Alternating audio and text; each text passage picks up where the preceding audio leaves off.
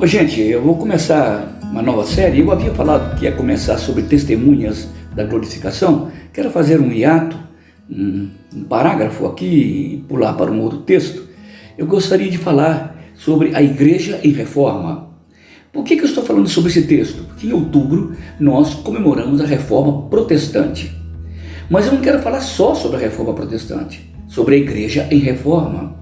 A igreja, na verdade, nunca acomodou-se consigo mesma.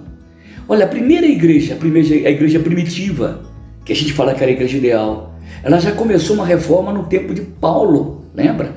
O Saulo que se converteu e tornou-se Paulo, ele se opôs, protestou de uma certa forma contra a igreja velha de Jerusalém. Ali foi a primeira reforma, Paulo trazendo os gentios para dentro da igreja de Cristo, com uma nova linguagem, uma nova roupagem, um novo sotaque. Foi a primeira tentativa de reforma e foi reforma. E a igreja antiga de Jerusalém aceitou a reforma.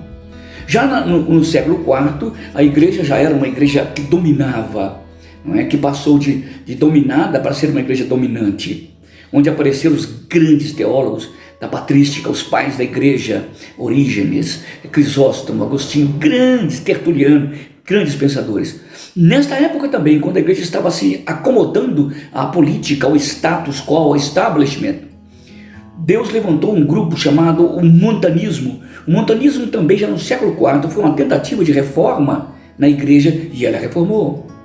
E depois passou com o tempo, no século VI, o século de Gregório, até o século XI, XII, XIII, houve uma outra tentativa de reforma.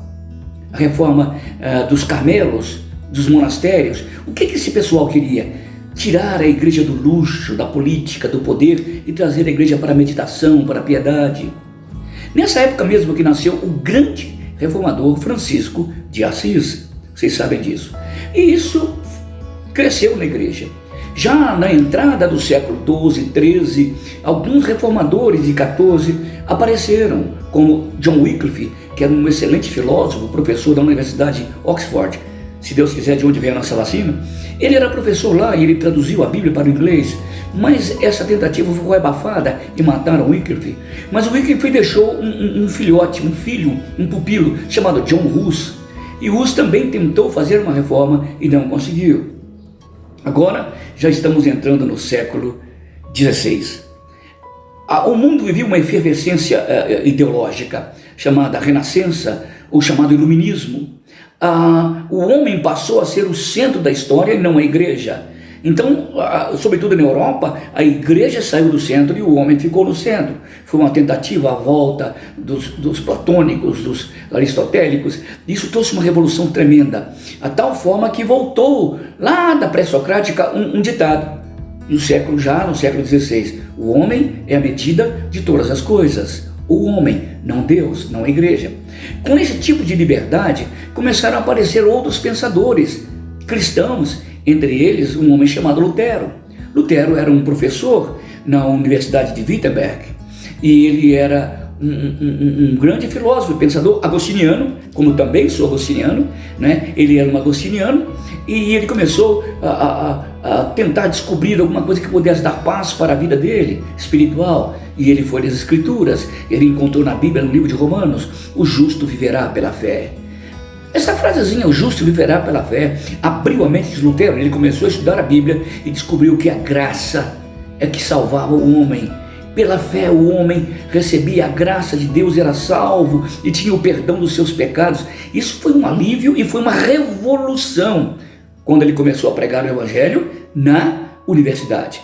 O protestantismo surgiu na universidade para a cidade, depois para o campo. O Brasil surgiu no campo para a cidade e agora para a universidade, foi o contrário.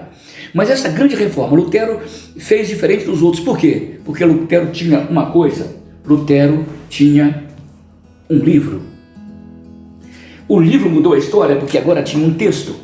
Gutenberg havia acabado de inventar a prensa e ele traduziu a Bíblia. E Lutero começou a espalhar a Bíblia.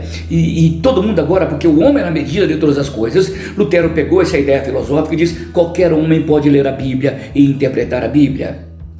Qualquer homem pode orar a Deus em qualquer lugar. Isso foi uma revolução tremenda.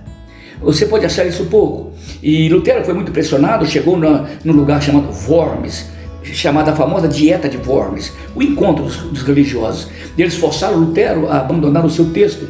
Ele disse: eu não vou abandonar o meu texto, não é bom para o homem contra a sua consciência.